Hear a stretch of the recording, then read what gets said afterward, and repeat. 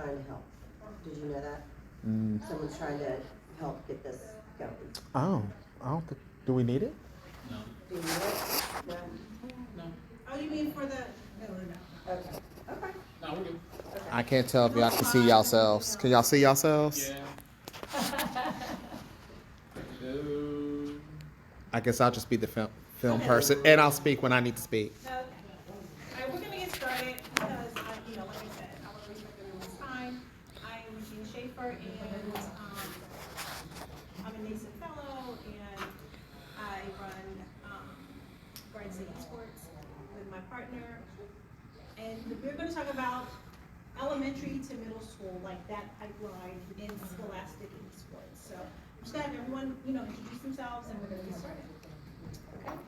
I'm Jill Moore, good afternoon, and I'm a group vice president with the YMCA of Metro Atlanta. For the last year, maybe year and a half, our esports manager, Crystal, who is here as well, and I have worked with Todd and some other partners to launch esports recreationally throughout the YMCA of Metro Atlanta for 8 to 12-year-olds and 13 to 18-year-olds. So it has been quite a journey. We've learned a lot. Hi, I'm Tammy Neal. I'm the current president of Sunshine State Esports.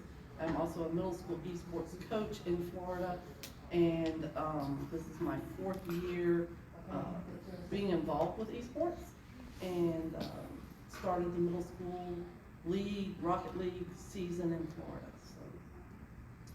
Hello, I'm John Phillips from Southwest Michigan. So yeah, it feels like this all the time in our place.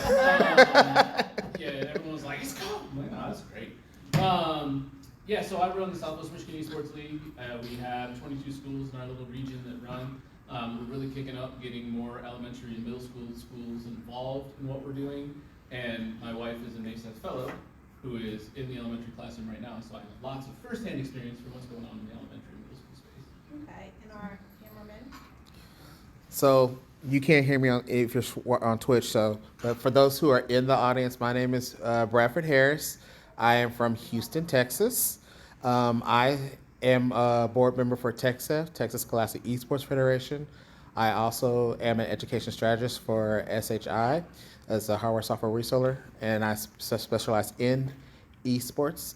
And in the beginning, I started out as a coordinator of digital innovation in the district, where I piloted the esports program in the district.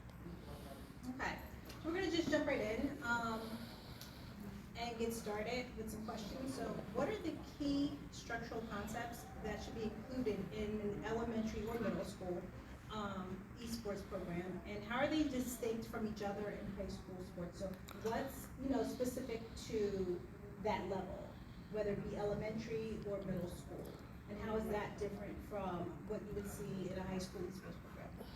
Anyone can jump in. Yeah, I'll take it. So I would say at the elementary and middle school level, it's more about cultivating relationships.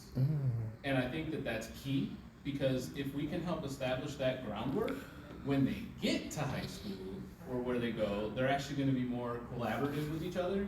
Because unfortunately, the way that they learn to play games is at their house on their own, and it becomes real isolating besides the toxic environment that is online. So if we can reduce the toxicity and teach them how to be more collaborative with each other at a younger age, then we're going to just set them up for a lot more success as we continue on. The thing I would add to that again, this is really fresh for us, right? We've just launched over this last year. And the thing that sort of took us by surprise was with our youngest players, they nor their families had the literacy, even basic computer literacy. And so our instructions, our hand-holding of both our players and our families had to be really intentional. So we could assume that they knew nothing about the vernacular. Right. And you touched on the toxicity that is prevailing in high school esports and collegiate esports. The one thing that I've seen is this is the place where we can stop that before it starts. We start that sportsmanship conversation and what that means. And to watch kids build that for themselves and be supportive with each other as they're building it and getting to hear those conversations where I'm going to support you, even though your build wasn't great, I'm going to really support and show you what I did, let me show you what I did and what you can do. And to watch that naturally occur, that's something that is not as easy to see naturally if the kids don't start at the younger ages. Yeah, I want to build on top of that. Putting my ed tech hat on, what a great way to build digital citizenship foundation.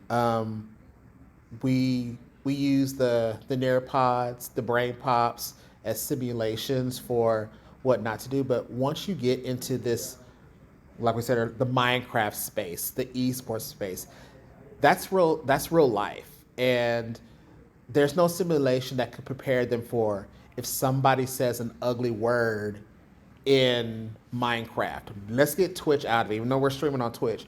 But if somebody says something ugly in the gaming world, how do you respond to that? So if we build those foundations now in the elementary and middle school level, they're more prepared in high school.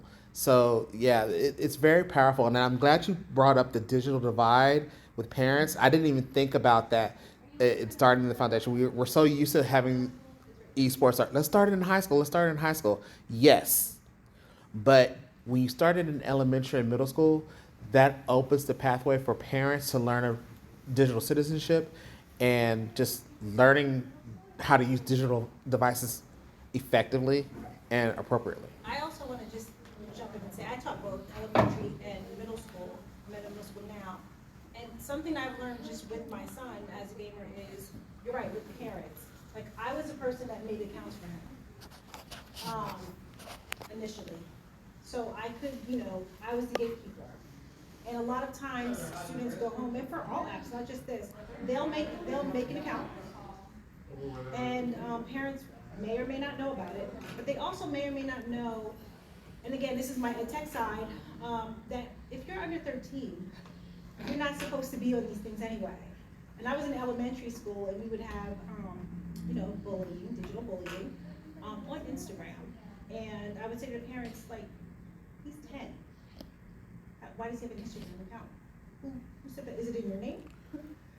Because when you set up an account, the terms of service say you agree to blah, blah, blah, blah. So no, Instagram, they would always say, can you contact Instagram or whatever the ad, and ask them. I said, no, because you've already broken the law by setting up the account.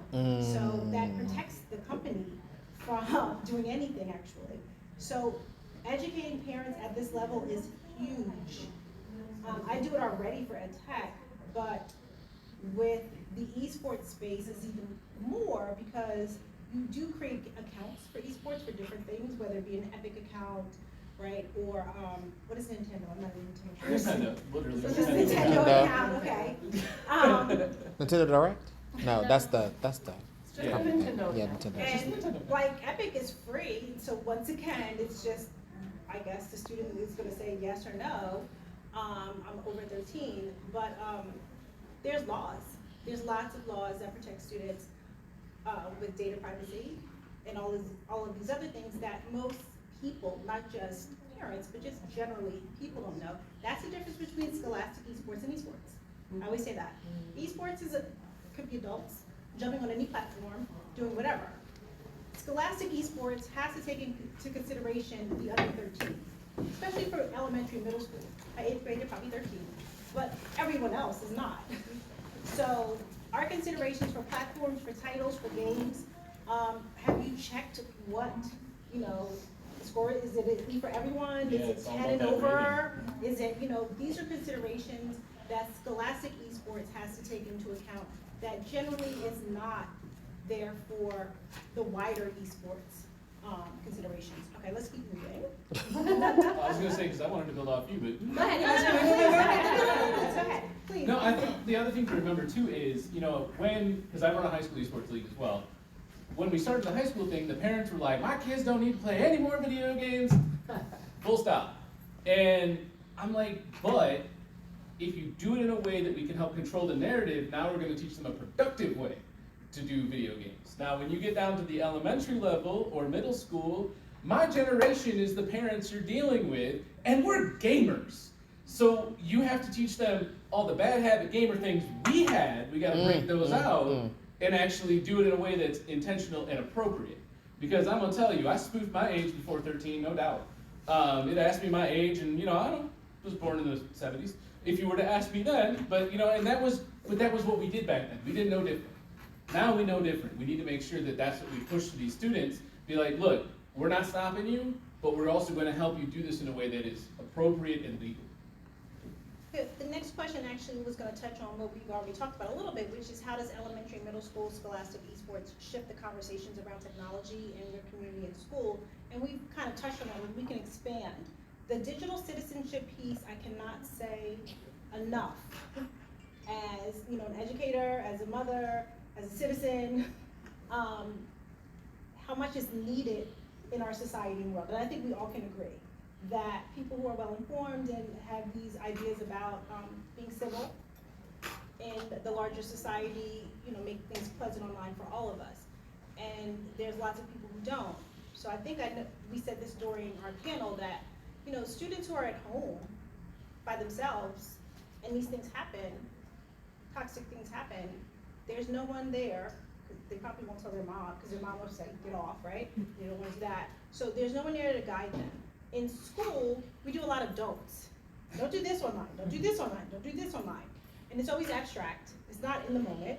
It's always some lesson, which I personally don't feel like is that effective. But in scholastic esports, during a match, when you're in chat and something toxic is said, we can say it right then and there. It's a teachable moment that they understand, and they have the language now to deal with it themselves, because they also don't have the language. And that's part of education, right? Teaching them the language, so yes. So just like last week, I had a student who had his account banned because the platform Epic said that he had posted something vile. There was a specific term, but and come to find out it wasn't him. It was somebody that was using his account at home on his PlayStation, and he didn't realize someone else had picked up the account. So many layers to that. Yeah, and so there was an older sibling who had gone online and said, used some foul language, and because this account was tied to an adult's account, a parent account, the account was banned. And so the parent, I had to have the conversation with the parent. We don't know who did it. We know nobody was on your child's account here at school, but this is what's happened, and because of that, your child now can't participate in the match that we have coming up. Now, Nicole took care of that, and, we didn't get to have that match, but, so it was 2 weeks ago, I guess. And, but it forced us again to have those conversations with the kids in the room, with the parents. Please be aware of where these other accounts are, or else this account is logged in at. And please make sure that your students are logging off so that somebody's not picking up behind them. So there was definitely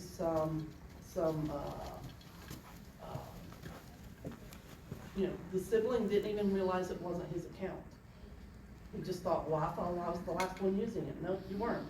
So it makes the awareness even, not just what's happening in our esports, scholastic esports, but how are the kids using those accounts at home makes a difference for our school. And so it was a huge lesson that we had to learn and talk about, okay, so your sibling is definitely over 18, and that didn't change what they were allowed to do online. You had talked about it initially too, about,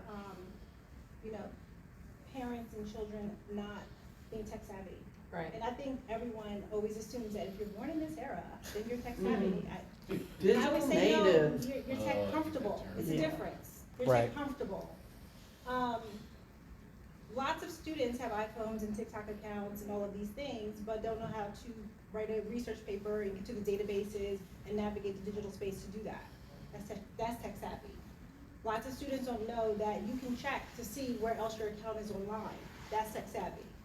So like everything else, they have to be taught explicitly, and elementary and middle school is that place for tech skills, as someone who does that. I started in first grade when I was in elementary. This is a browser. And it seems weird, right? Because but I would someone who's been on this earth 72 months in first grade know that this is a browser. That's And that little thing is home, and when you press it, it takes you, these are things that in elementary and middle school can be taught explicitly, and also these other skills of how to navigate digitally with your accounts, with your, with these games. It's not just getting on and playing, right? There's also a lot of technology skills that go into it, that are life skills Yeah. right? I just had a student type youtube.com in the Google search bar instead of in the address bar because he didn't know the difference. Well, Yeah. Tam, you know the number one thing searched on Google is Google. Yes. Yeah, no, legit. Like, people search the term Google to Google because, They yeah. don't know that they're already there. Well, and I think as an out-of-school educator, so for those who just came in, I am a group vice president for the YMCA of Metro Atlanta, and Todd and his team have helped us launch esports. And Ys across the US have been launching over this last year. But we really reach an under-resourced group of families. Like, right, that is our passion space. And so when we're talking about digital literacy and digital access, our families oftentimes are starting from a very, very, very basic space. And so one of the things that we've done alongside of esports is to make sure if we're playing virtually, that we're also running, a Zoom account or some sort of video alongside of it, and that all our families have access and we get some grants and whatnot. But that way, parents and children can ask questions the entire time, and it's pretty basic. That's the thing I've learned about working with 8-year-olds in this space. Well, and I'll just tell you, we talk about up in Michigan, the major highways, I-94. Kids assume something they post in the chat will never come back to see them again. But I always tell them, anything you put out there could end up on a billboard on I-94. Would you want your grandma to see what you just said about that person? And quite honestly, that's like a slap across the face for some of them, because then they're going back through their head going, ooh, I said that, I shouldn't have said, like, you can just see them playing it back. But again, kids are good at consuming, but they're not good at being creators or being actively part of something. They'll eat YouTube videos all day long, but go to ask them to create something or to be part of that ecosystem streaming, it's a different world. And they don't have those skill sets. So I think that there's a question that we should have asked and addressed at the very, very beginning. Oh, go ahead. Okay? What is elementary esports? What is middle school esports? Because I think even in this room, there's a difference. Yeah, for sure. We were talking about this before we really got started. There was only like 2 or 3 of us here. For a lot of elementary schools, Minecraft is their esports portal. That's it. That's where a lot of elementary schools, they don't even call it esports. We've got a Minecraft club, okay? But that is esports. That is connecting digitally with other students to make something that wasn't there before. And Microsoft calls it esports. And Microsoft does call it Yes, they do. esports, but a lot of communities don't see that as esports because they don't see it as a competitive world. Okay, middle school, we still have Minecraft, but we add in Rocket League, we add in a few other games Rocket League being the biggest. Yep. Wait, And- is everyone familiar with Rocket League, I assume, right? Basically soccer, but cars like that. Yeah, demolition derby with With soccer, ball. with a soccer ball. And so a lot of times when you're talking about esports, the public perception is what's happening at the collegiate and pro levels. It is not the difference that's happening in the scholastic environment at elementary and middle. Yeah, I mean, that's legit. And other games that are being commonly started to get more use, Fall Guys. I've seen that one coming up quite a bit. I laughed because I came down here yesterday and I hung out with some family I haven't seen in like 10 years. And my little cousin was playing Fall Guys on her Switch. And I was like, you know about esports? She goes, what's that? I was like, ow, bingo, I got you. So now she's playing Pokemon Unite. I brought her over to something. I was like, we'll just go right down the trail, right? I'm gonna be the evangelist. But I think that, as you're saying, it is important to think there are different angles of esports, and in terms of appropriateness as well. I am not gonna play Valorant or Overwatch with some middle school kids. That is a terrible, horrible idea. And as it is, it was a hard sell for us to even go there with our high school league, but it was what's being recruited. So at that point, I had no choice. We had to go that direction. T for team, man. But that personal filter that you have to keep in mind that these are kids. And they're gonna go home and play Fortnite, but that does not mean we have to endorse Fortnite at elementary and middle school. What did we say Right. at lunch? We had kids who love to watch horror movies, Freddy Krueger or whatever it is. That does not mean that we've worked that into our curriculum in the classroom. So it doesn't really matter. I mean, it does matter. We want parents to be aware of what their kids are doing at home. But as far as Scholastic Esports is concerned, we are set at a different standard. And we're Yeah. accountable to a lot of other people. Like Not just the school parents. Oh, boards. yeah. Even- Right, there's a lot of other people that are involved in scholastic esports as opposed to regular esports. So if you're in a community or state that, again, is not knowledgeable and very conservative and might see all FPSs as, bad, all of them, then that's gonna be different, the access will be different than another district that might allow FPS games. And So- also even with Fortnite. Yeah, I mean, so you can- Jill will be able to do things in her program that I can't do in mine. Right. Only because you're a community-based Sure. Yeah. environment. Although what I would tell you is that as a Y, and with one of our top 4 values, honesty and responsibility, respect, caring, those are our 4 values. We follow all the rules. 13 means 13. You know, 8 is 8. And so we're playing games that are E Yeah. for everyone. We're playing Rocket League, and our 8, 9, 10, 11-year-olds are doing great with 3-on-3 Rocket League, and our most popular game is Super Smash. Yeah, Super Smash is And so, you great. know, even for kids with very little access, those refurbed switches are really reasonably priced, and so we're able If you're in a to. place where you can get internet, which a lot of my Oh, schools in yeah. North Florida cannot. So here in Atlanta, So- we do have. Yes. You Rural have schools. the urban boost. Yeah. Yeah, we don't Yeah. have that out in the Rural country. schools, for a lot of rural areas, the school is where the kids have internet. My district is actually bordered, 3/4 of my district is bordered by the Swanee River. Closer you get to the Swanee River, the less likely it is you're going to have internet access. So we have students that cannot play Switch games at home. The only place they're going to be able to get that access is at school. So their parents don't even buy, even if they could afford them. Why should I buy this? You can't play this at home. And so, you know, in Florida, that's one of the big things is still equity at the elementary level of making sure that students have the appropriate access. And that's where Scholastic Esports helps with that. Because I have kids who, the only place they play video games is in my club time. That's it, that's all they have.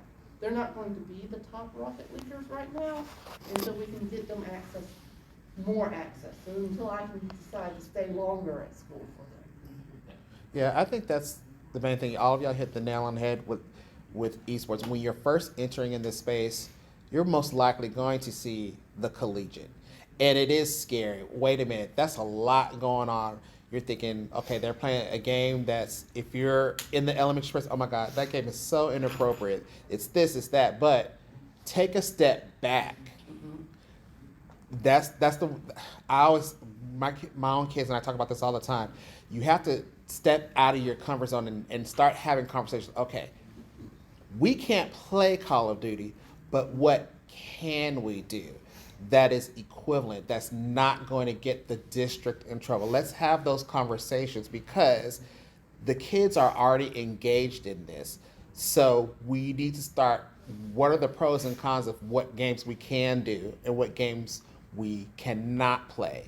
I think that's the very important thing because we see a facade in the magazines and on TV, and we already want to nix it. But the kids are already engaged. You already said on the panel, they're at home already playing Call of Duty at 2 years old.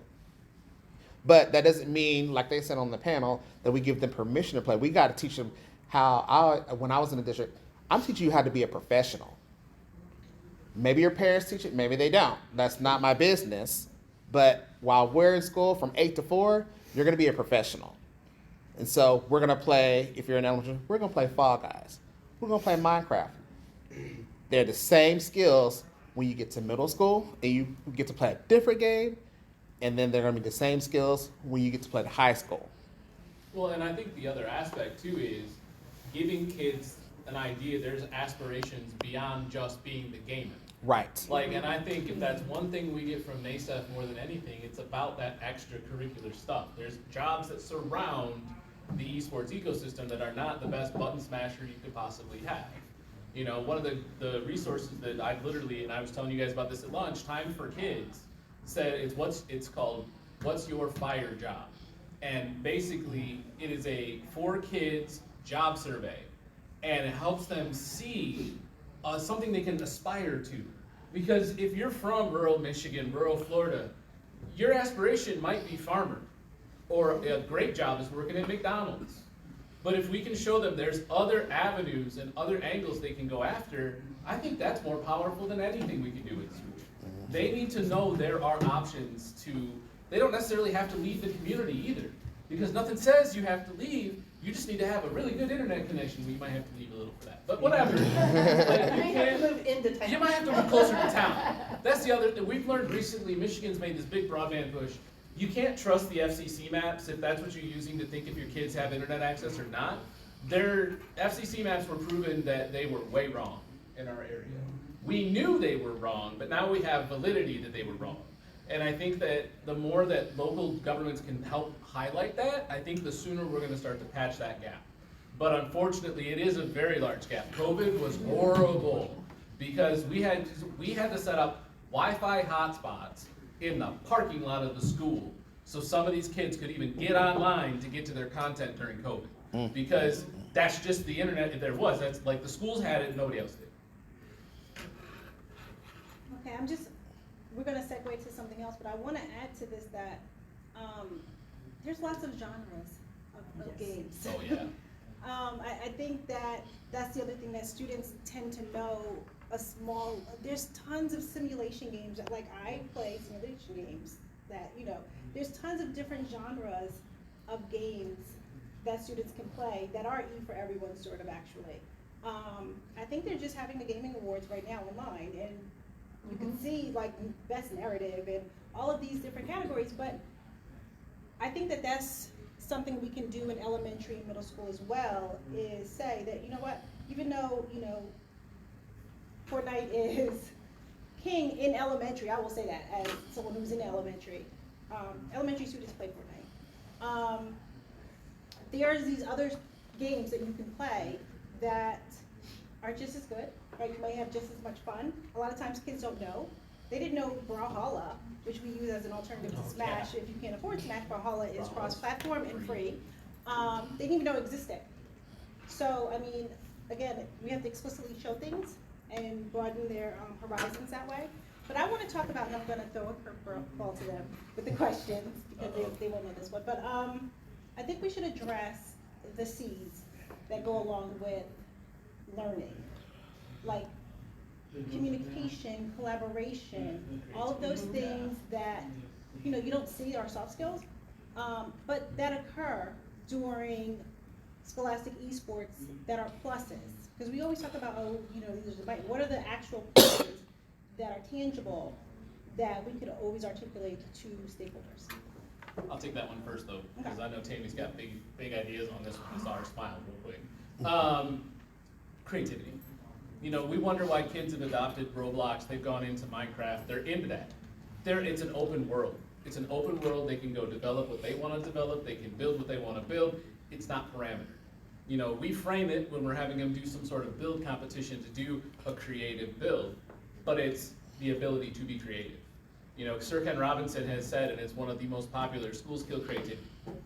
And if you think back to over the course of time, I'm the Oregon Trail kid, man. You know how exciting that damn thing was when it came to the school? That's right, you got dysentery, Tammy. But think about it from that. Like, we all used to collaborate on that like crazy.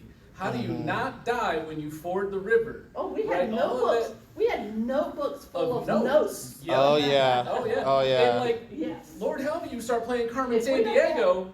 I learned how to use a damn almanac from that game. Some people who are younger are saying, what is that? Chanel? Oh, What please was don't that? dare you. I'll find you.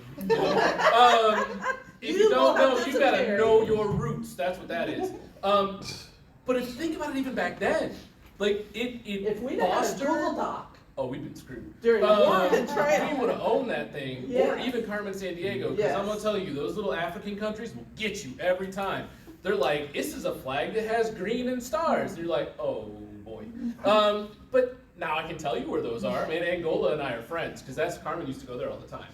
But how is it now that I'm almost 40 and I still remember that stuff? Do I remember 7th grade geography class? No. Do you remember that math worksheet that Mrs. So-and-so gave you on No, I do Thursday? not. No, but I do remember the anxiety that was caused when they turned on that damn record and see how many math problems you could solve quickly. Yep. Right? But if you would have formatted that in the form of a video game, I'd been all up in it. So I think that's just important, as you're saying, with those 4 C's. That's what it is. Like, we've been doing this for a long time. Now we can just shape the narrative a little bit better, and kids want to be creative. And tell me one of 4 C's for non-education people. Don't do that to me. Creativity, Go ahead, creativity, Collaboration, critical thinking, critical thinking. Collaboration.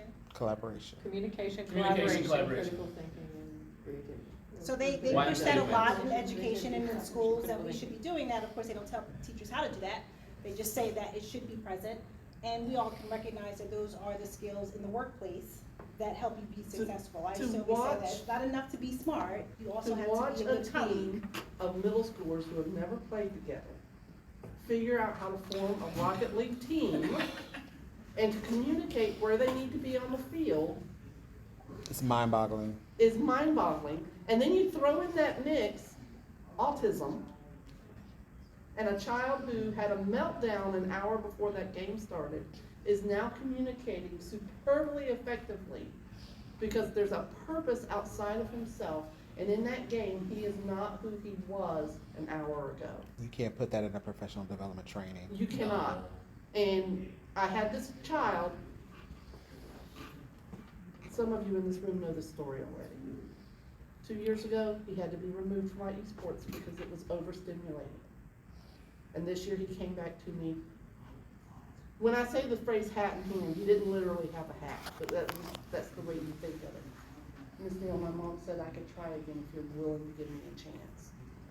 And I did, and his team is now my favorite team. Yes, your team is my favorite team that I have this year because of the way that they communicate with each other and support each other and watching their growth. And all the things that we're talking about is happening, and all I had to do was be in the room and give them the opportunity. And it can be like, it can be teachers, it could be in a PD. I used it in a PD. I got in trouble afterwards, but Because they didn't know. Because I showed a clip of some of my students working to, playing a game together. They were in a match, and I recorded them with media releases. And I asked the teachers there, can you, and I had the 4 C's, I said, I'd like you to just write down the instances of these things that you see. And some of them had full paper. I'm like, oh my God, like I have him. I can't believe he says nothing in class. Oh yeah, that. Oh my story. God, this one is a leader. Like he was leading his team. And that's huge because with something like Rocket League, which is team for Scholastic, a lot of the students will be like, oh, I'm Diamond. Solo, you are. Solo. Yeah. So they have to learn that, yes, you might be very good, but, like with football, like one person is not going to, well, sometimes. Imagine that Mighty Ducks scene where he puts the rope around the whole team and makes them skate across the ice. Some people are saying, what's my email? Yeah. They better not, okay? It's on Disney, go watch it. That's the thing that we do. Not literally with a rope, but I wanted to. Just saying. But non-educators need to understand that these are things that educators have to foster, and besides teaching content and everything else but they also should foster collaboration, how to communicate, what your user standards, right? Critical thinking, which can't be, I personally don't think critical thinking would be a lesson plan. No. Okay. Because, you do it in the moment, right? So, but we have to teach these things explicitly in the moment. And Scholastic Esports actually provides a perfect mix, a perfect storm as a teachers, and even though my administrator saw it, I still got in trouble. They saw that all of these things, and some of them are standards, are hit in this after-school club. And what I would add, just to highlight that, in our league this fall, we had quite a few kids who had never played a traditional sport, which we see a lot, you know, and so the Y is known for traditional recreational sports, and it's been fun to use the same approach to our esports programming, and to have parents come up to us, you know, post-season, some moms in tears, because she thought her child, who wasn't traditionally sport inclined, would never have the opportunity to collaborate with other kids, learn the same type of teamwork and communication skills as children who gravitate to traditional sports. And so we've just opened up a brand new digital playing field that creates the same type of 4Cs opportunities that both education, in the formal sense and in the out-of-school education sense create. So it's been really amazing to see that. You want parent involvement. Provide those parents an opportunity that they didn't think they were ever going to have. My middle school esports, our first year we had to play a school in California. So that means our game didn't start till 7 p.m. at school. That means they were with me from the time school got out all the way down to 7 p.m. People are looking, no, sometimes that's like dog ears, you have no idea. Yeah, yeah. And the parent said, this is gonna be a really long time for those kids that don't have transportation home and back. And I'm like, they can stay with me. And they said, can we bring food? Sure. It turned into the biggest party. Parents brought so much food. I mean, we had pizza stacked this high on the floor. You know, we had to put the food out in the hallway because my classroom at the time was about this size. So imagine 30 kids gaming in here, plus parents, plus food, plus us all waiting until 7 o'clock. It became the best memory those kids have ever made. And those parents that year, in my small little town, low socioeconomic, rural North Florida, yeah, we don't have palm trees, guys.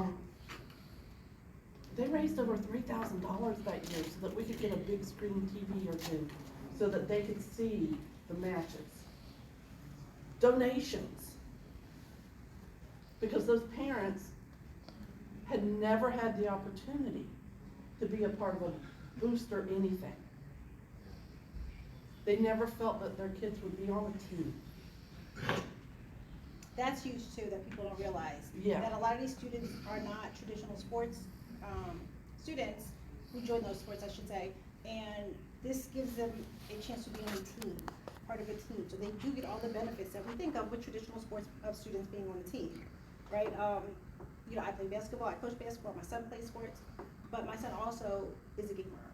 Like, he does both. And I've seen the benefits of both.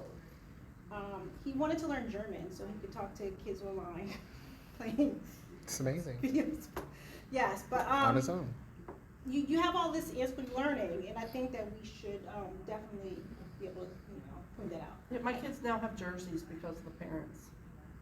And our jerseys look just like the football jerseys, just like the basketball jerseys. They wear them on game day with pride. If you don't wear your jersey, you don't get to play, just like all the other sports. And we now have parents, we have a booster club who are now providing swag bags for all the sports players.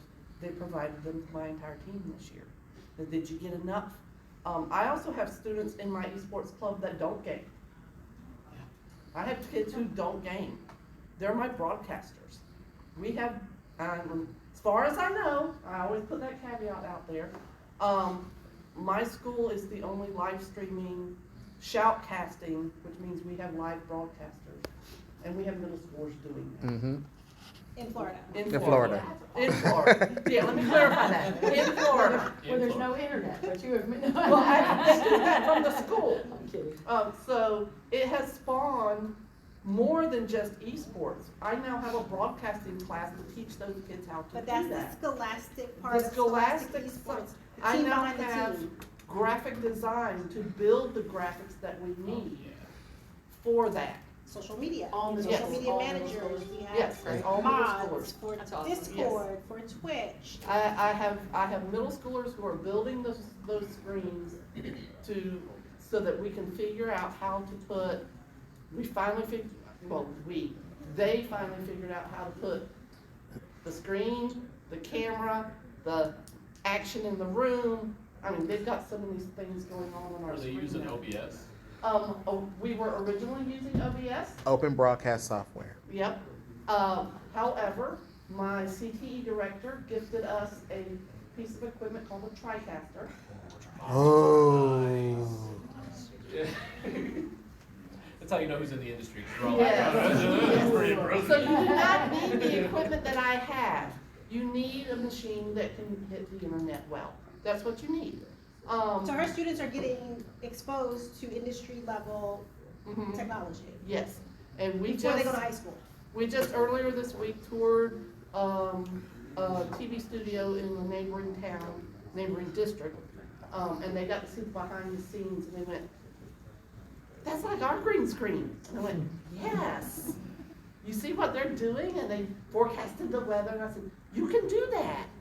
Oh. So I've been getting notices from my kids about what they want to do now that they've seen what I've And been done. talking about. And they are doing these things. I think that people So- should know that too, in the larger esports world, especially the NASIC affiliates. That's part of it. If I have, 82 students in my club, and I do, all of them are not on the Rocket League team or the Knockout City team. What is that, 6 kids that do that?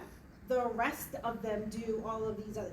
And I will say this for girls. Girls don't want to be, for some reason right now, they don't want to be on the competitive team sometimes with boys. But they will be the manager. Because they like organizing and bossing them around.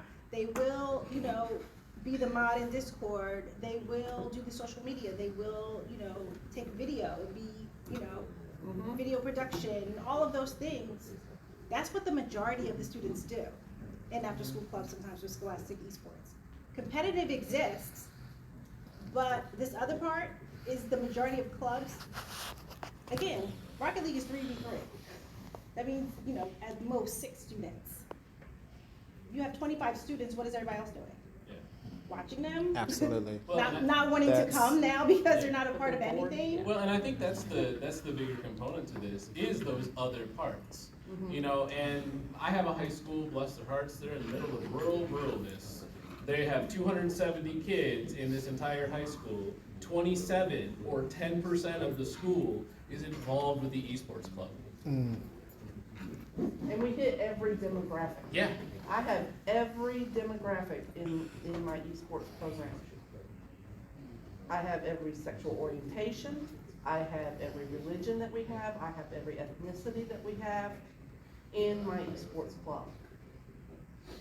And esports is a great equalizer in all of that, It is at the Y as well. yes.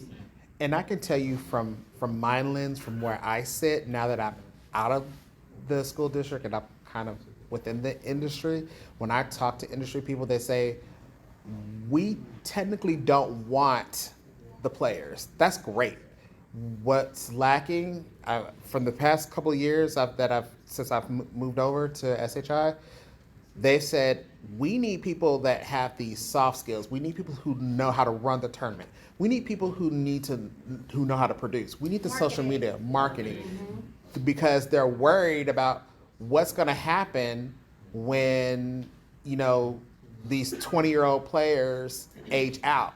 Like typically dancers and all that kind of stuff, because that's where I've been reading some articles that they're And then by facing. 27, your thumb muscles start to Right. change. So now, what do? Some are going back to school to learn how to do management and all those things. Well, some of the industry leaders that I talked to, they said, if you're teaching them in elementary, middle school, these skills, if we come up with standards that the states need to do, they'll be ready because we need them when they come out of school. And I can tell you from having worked in a very urban school system, athletics was the theoretical way out, right? And they were going to be the next Jordan, just ask them. But it was always the realization that you're not maybe going to be Jordan. Like there's only one Jordan for a reason, there's only one Jordan. or one LeBron James, because you may not be that person, but by God, you could be on that team and supporting them and getting paid pretty well to help out Jordan. But you know, that was their aspirational goal. They viewed themselves as that figure. We need to show them there's other figures they could be viewing themselves as. Right. Well, the Atlanta Hawks, they have an esports team. Like most of the major sports team now have an esports team, and they have a back office that supports it. So that means they have someone for marketing. Yeah. They have someone for all of these things the same way that they would have with their traditional sports team. I remember seeing a podcast episode with a gentleman who worked for the Mavericks esports team, and he was marketing. He did marketing for football out west, and this was his dream job because he had been a gamer, and now he can take his skill set and put it in this industry and he was doing really well. So I think just letting them know that, you know, there is going to be a market, that you can do this. And even if it's not the esports market, that young lady that's running that TriCaster in 6th grade and switching those streams and you know, I'm going to go to camera 2 and zoom in on this and go there, and she's following that, she's learning all of that. The channel that we just visited said, will you let us know when you're ready for a job? Now, do we think that that was a serious job offer? Of course not. But it was a serious enough interest that she's going, I could work here and live at home. I went, yeah, you could. And Questions for us? I am. I mean, we have 10 minutes, but I do want to say to everyone that please don't think also because they're in elementary or definitely middle school that they don't already have these skills. When I was setting up my program the first year and students were literally helping me, when I got to the part where I was going to go online, some of the students said, go see this student. He's not in our program, but he does this. And I went up to him and I said, Brad, you know, they said that you are good at streaming. You can help me set up, you know, our Twitch and OBS. And he said, so Ms. Schaefer, you've always been nice to me, you know, at lunch. So I'll do it for you for free, but I do this, you know, I get paid to do this. And he had a card, and an LLC, and merchandise that he sold in 8th grade. And then I said, let me ask other kids. A lot of other students actually do, and a following, actually. And they're epic creators because they had, 1,000 followers. Right. And again, are actually making money, and their parents are creating LLC for them. So they're in the ecosystem. Again, this was an 8th grader. And when we're combining STEAM education with esports from a really young age, right? By 8th grade, they've been coding since they were 5 and 6 years old, right? And so to me, that's one of the exciting prospects is the intersection of technology, STEAM education, esports, and the access that it provides for all kids if we're all working together to create awareness and make it happen, and look for all those donations to create access where kids don't have it.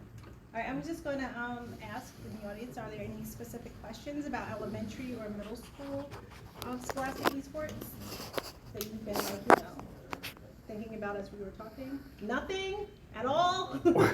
Yes. So I'm here representing Special Olympics Illinois, and just kind of general question, how many students with IEPs do you guys interact with or activate with your esports program? That's a big area of growth for us, for Jose, who's here representing as an athlete from Special Olympics. We've really started our high school program, but we're really looking at that elementary and middle school level.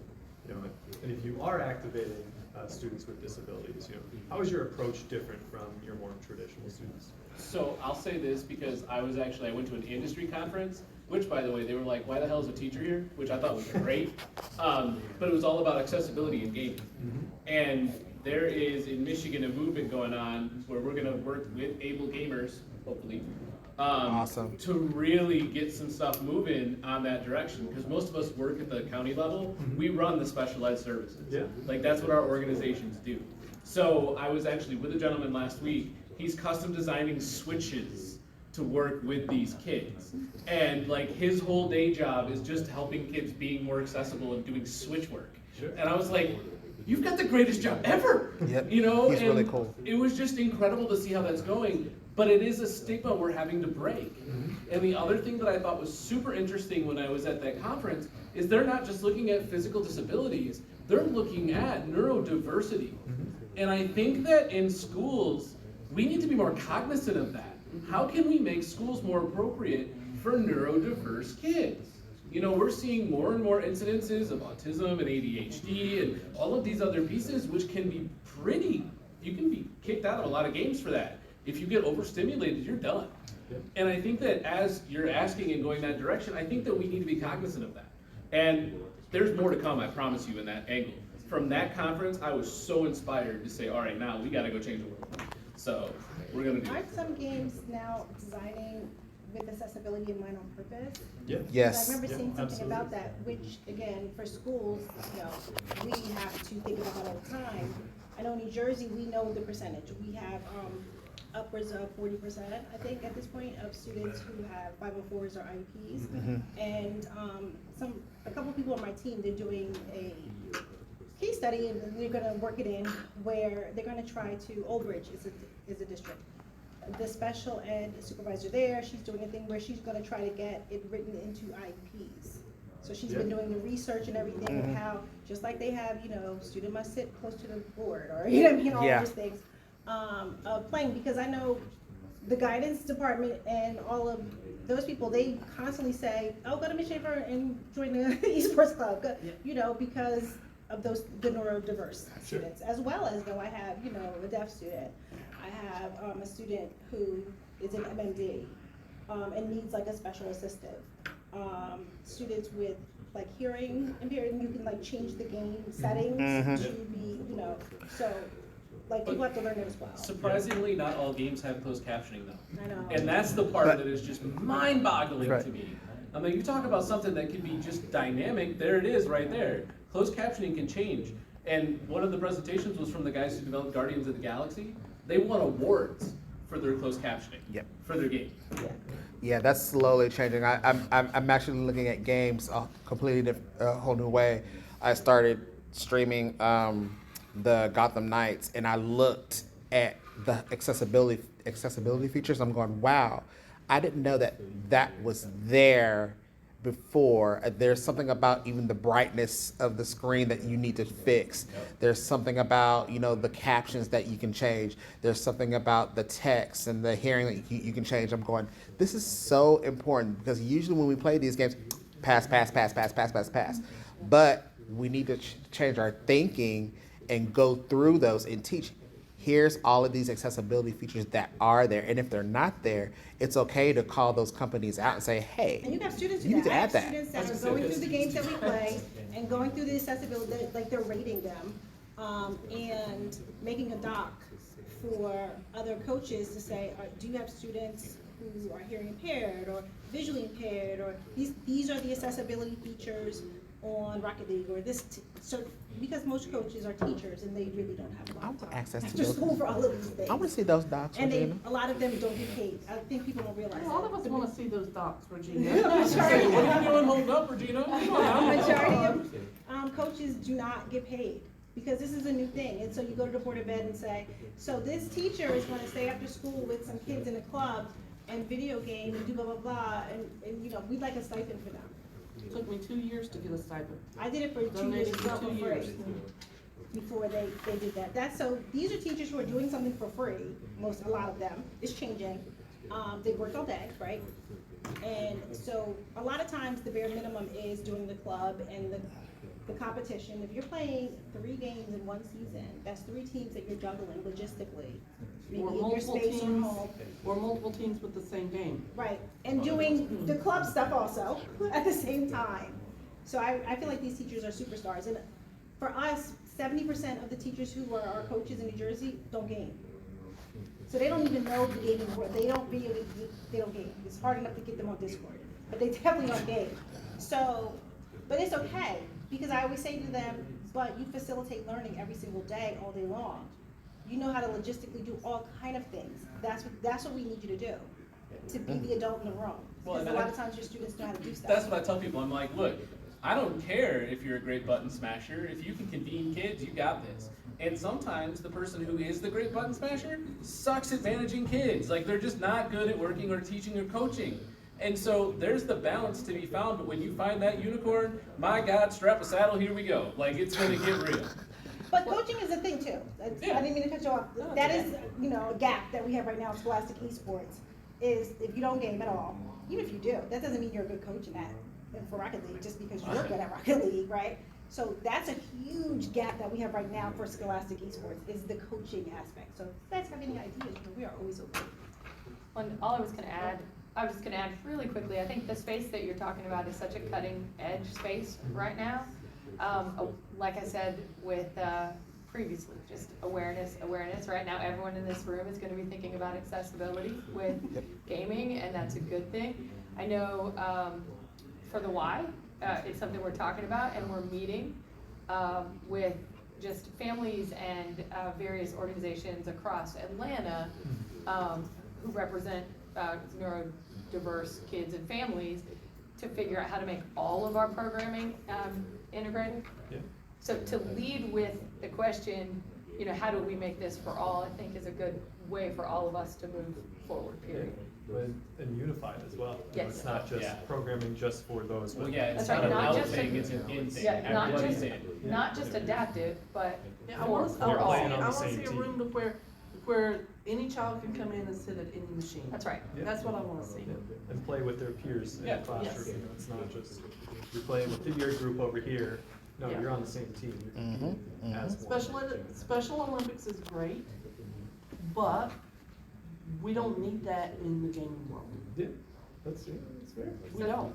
Thank you guys for being here Thank and you. for lifting Uh, it you We up. had have a one more quick question? question. Yeah. Just No, really he was just quickly. telling us to wrap it up. No. Really quickly, just wondering, as somebody that's interested in starting a club at our school, what are some of the different avenues that I can send like my new teams or my kids that are interested in so they can compete on a bigger What scale? state do you live in? Sorry? What state are you? Georgia. Oh, okay. Oh. Georgia has, they have a, PK. yeah, they Yeah, have an PK. affiliate. PK is running It's around, the he was gentleman running around here running today around. with a White white hat. hat. White hat. White hat, ghost. Ghost. Yeah. Okay. Or That's so just go to random to nasef.org. general. A white hat. I Yes. see NASEF.org, but also like GSEF. Well, Yeah, GSEF. right, they- GSEF.org Yes. too, yep. Okay. Yes. And Absolutely. if he won't talk to you, call me in Florida. I will. I was gonna say, you get to any of us, we will We get will you help to who you you get need to talk started. to. Yep. Yes. Because states that don't have it, like I'm in New Jersey, and Tammy used to play from Florida. She used to play with us. The, New York the- plays the with us very right now. first New Jersey Rocket League, middle school Rocket League playoffs, we went to the finals.